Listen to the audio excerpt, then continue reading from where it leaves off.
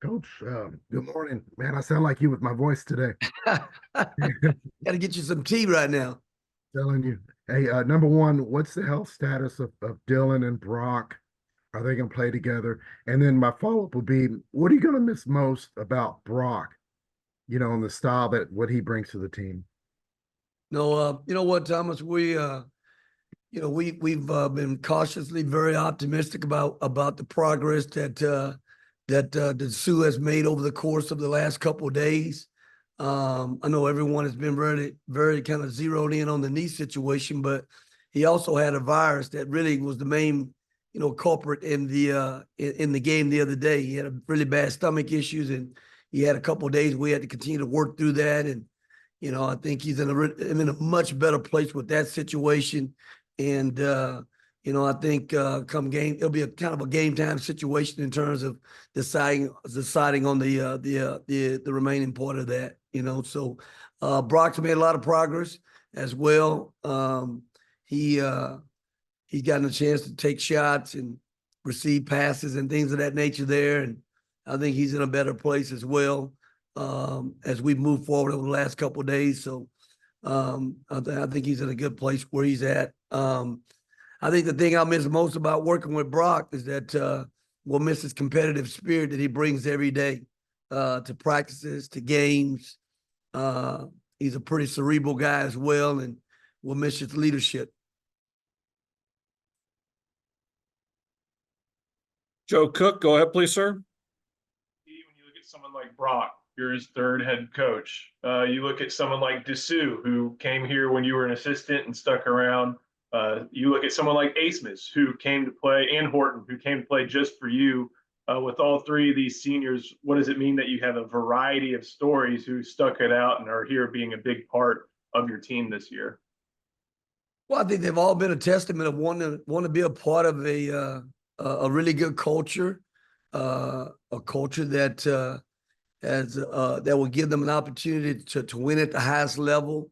They've had a chance this season to, I know in particular with Max and IT, those guys have had a chance to come in here and have a great experience from a basketball standpoint as well as also socially. I mean, anytime you come to Austin, you're coming to one of the best cities in the country, and you get a chance to really kind of engage with a great network that we have here in terms of alumni as well. So I think they've thoroughly enjoyed their 1 year here. I think having a chance to go to all the different athletic contests and being involved in those situations as well. I think they've enjoyed everything about what they've been able to do this season. Eric Henry, please. Good afternoon, RT. Just want to ask you, over your time as a head coach, what are some specific ways that you measure growth from a team from the beginning of the regular season to the end? And one quick follow-up after your answer. Yeah, I think again, you want to be playing your best basketball, and you still want to be fresh going into the month of March, into February. I think areas where you see growth in your team is where teams learn the value taking care of the basketball. I think over the last month of the season, we've gotten so much better in making simple plays and taking care of the basketball and really not beating ourselves. I think there's also growth in learning how do you stop runs. Basketball is a game of runs. How do you fully stop those? You got to come down and put together some consecutive stops, and then you got to go down and you got to really execute your offense. And teams have a lot of growth from an offensive standpoint if they realize and start really during the course of the game, hey, we came down, we didn't get a good shot this last time down, or we came down and we're turning the ball over. We got to earn a basket this time. We got to really execute what we're trying to get done. And I think we've gotten so much better in that area as well over the course of the season. And just that quick follow-up, you've been a coach, whether head coach or assistant, for a while now. What does senior day mean to you personally, especially considering, the way the game is transitioned from, a lot of guys being 1 and 2 years are done? Just what does senior day personally mean to you? I think it still has a significance in terms of being recognized. It's your last year, it's your last game. It's an emotional day. Senior day always is. So you got to try to play through those emotions and then sell into the game. and make it just another game where you've got to come and compete at a very high level. But that's, again, we try to instill in our guys to try to be everyday guys. So, it's just another day in terms of what we do and what we have to do at the level that we have to do it. But, you get so emotionally attached to the guys as you work with them over the course of the season. I mean, we had Max for 1 year, and obviously, you wish you had him for more than that time. I mean, but the 1 year you had with him, you've enjoyed it to the fullest, and you hope, this time of year that you're just getting started, and that there's a second part to the season. Corey, go ahead, please, sir. First off, RT, thank you for doing the call. Second off, we talking green tea, black tea? Black tea something. You know what? You can get a little green tea is always good. You can never go wrong with green tea, yeah, that's probably my best go-to. Yeah, same. I must agree too. But yeah, coach, I just wanted to ask you about Max. That's the second time you mentioned that. You wish you had him another year because you've seen the development, especially on the defensive end. So just from your perspective, since you see him every day, how good can he be defensively in your mind if you would have had another year with him? Man, I tell you what, he's gotten so much better over the course of the season, whether it's one-on-one defense, pick and roll defense, or even for that matter, even the other night, guys start trying to post him a little bit. He's gotten better with really trying to fight on a switch and deal with the bigger guy. But he's just really bought into that end of the floor. I mean, he's always been a guy that could really score the basketball and probably could take some plays off a little bit from time to time over at Oral Roberts. But, here we really just challenge him to want to be a two-way player. The guys that make it at the highest level, they're two-way players. They don't just play on one end of the floor. And so, he's been bought into that. He's done an incredible job. And, I think the second season that we're going to have with him here that's coming up here this month is the one we're going to have to go on a ride with and really enjoy and embrace. Quick Terry follow-up. Middleton. Quick follow-up. So go ahead, Corey. I'm sorry. Real quick. Can we expect tears tomorrow? No tears? You're a crying guy? Yeah, you know what? I am an emotional guy. I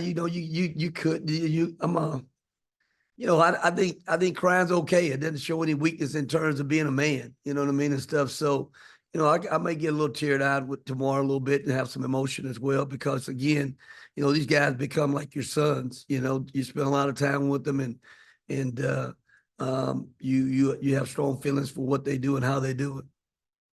Terry, go ahead, please, sir. Coach, good afternoon. Thanks for being here with us. So you mentioned about basketball being a game of runs. I'm kind of curious if we can go into your head during the game, especially the last part of those runs. Like, I broke down Baylor, and we had all the runs throughout the entire game, and then Baylor got the last couple runs, right? How do you try to get the team to get switched? It's almost a mental thing, or maybe it isn't. Switch back into that same frame of mind. That's like, all right, we got to own the run again. It's obviously very difficult.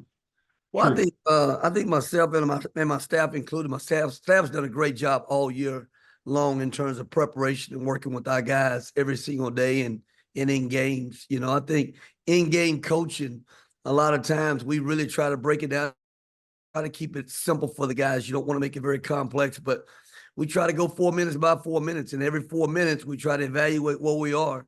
And I know for us, we try to hold teams to 4 or less. I'm giving you our secret right now. We try to go 4 or less points in that 4 minutes, and then we try to score 10 or more points in terms of, gauging what we're doing, every 4 minutes. How many turnovers have we had in that span of time? What's our foul situation right now? Can we continue to still be aggressive without, putting them on the foul line, or letting our guys know, hey, we got to back it up a little bit right now. We can't put these guys on the foul line. So I think in-game coaching, recognizing how the pick and roll situation is being played, whether or not we're giving up transition baskets, and we got to try to show up our transition defense. I think all that comes into play. It's a big pit stop when they come into those huddles. And, a lot of times, you'll see coaches use timeouts to try to stop runs or refocus your guys to hit the reset button on what you need to try to do better offensively and defensively. You don't want to use a timeout all the time when you don't have timeouts at the end of the game.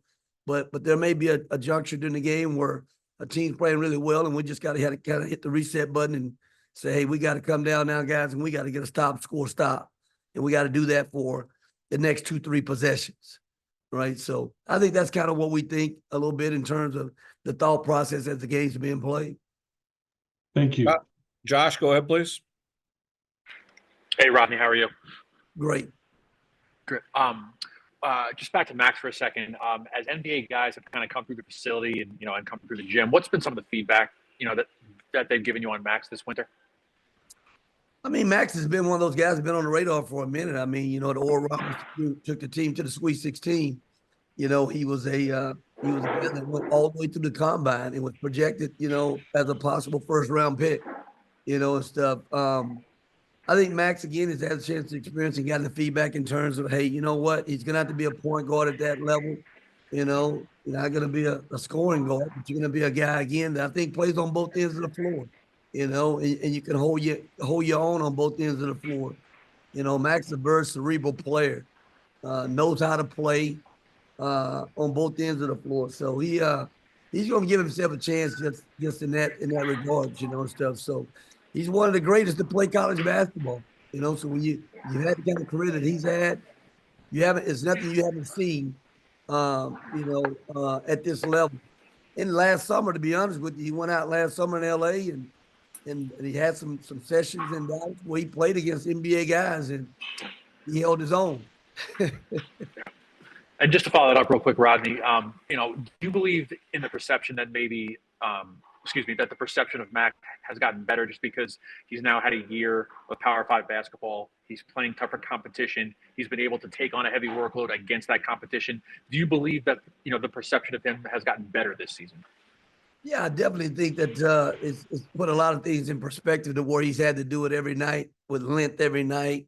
And the level of competition on the stage that he's had a chance to do it. I think more than anything, I think for Max, I think it's been great for him to have the whole nation see him. And there were nights he'd have great nights like he had the other night against Baylor. He had those every night, in the Summit League. But getting a chance to do it on the main stage in the Big 12, night in and night out, I think he's more than proven himself worthy of an opportunity at the next level.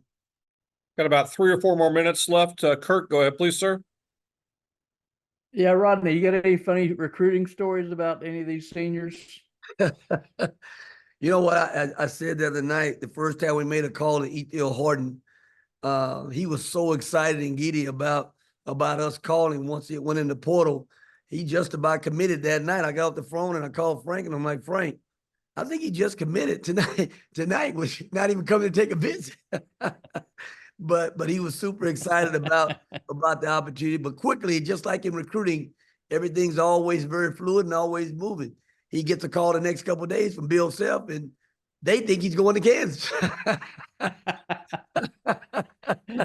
he made everyone feel like, hey, this is where I'm going. This is what I'm doing.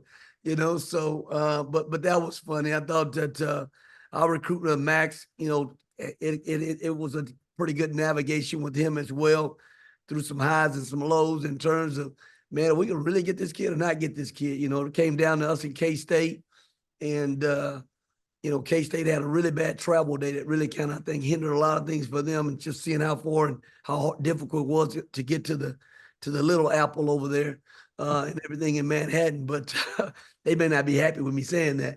But no, You're leaving. I thought that really helped us a little bit in terms of that travel piece. So we're like, man, you don't want to have travel issues every time your mom and everybody needs to go over to Manhattan, man. You got easy peasy over here coming from Dallas to Austin, buddy. And anything on Dylan that when he first reached out to Texas? Dylan Dessou? Yeah. You know what? We were ecstatic when we got Dessou when we first got here, because we again had a chance to do our homework with what he was able to do in the SEC, and how he was going to be really a major mismatch problem for other teams. And I think the opportunity of him get a chance to come back home, come back to Central Texas, and be a Longhorn is something that he dreamed of his whole life. And so once he knew he was going to have that opportunity, man, he was obviously mixed with emotions in terms of, whether he should stay, whether he should go. But it was a pretty easy one for him to say, hey, man, you know what? I want to come home and stuff. So, I mean, I can remember that day we were all high-fiving each other that the day that we got his commitment. You know, he went to a Mac Brown camp, right? Yeah, he was a football player for a little bit there and started growing and all of a sudden he needed to be more of a basketball guy. But yeah, Odesu, man, he's had a great run. Thanks, Rodney. Noah, last one, please, to you. All right, I'll keep it to one. RT, these four seniors, you talked about what they meant to you, but as far as on the court, to have these four guys who all seem like leaders in their own way in the last part of this regular season, just kind of what does it do to have four big role players that are this kind of veteran leadership? No, absolutely no. I think the four guys, and I can go through each of those guys, but three of the four guys haven't had a chance going into the season knowing that those guys had NCAA tournament experience. You know, Max has had a chance to be in Sweet 16. We had a chance to make an Elite 8 run last year with Dessou and Brock. That in itself was a big leg up for us in terms of what they brought to the table from a basketball standpoint. They're also very cerebral guys in that regards as well in terms of the basketball IQ. I think the hunger for IT, having not had a chance over the years of playing college basketball, not having an opportunity to play an NCAA tournament was something that was very appealing to him. And he's had to try to learn, you know, and even, you know, over the course of this season right now, what playing NCAA tournament basketball really looks like. I mean, Johnny Dawkins and those guys, they did a great job with them in Central Florida a year ago, and they had a really good team there as well. But, you know, just the march mentality, basketball IQ mentality, those guys are all cerebral players, and they've all guys that have all put it in the books at a very high level. Everyone, thanks for your time today. Really appreciate it. Thanks for your coverage yesterday and the time with the seniors yesterday as well. Thank you. Thanks, Thank Archie. you. Have a great day.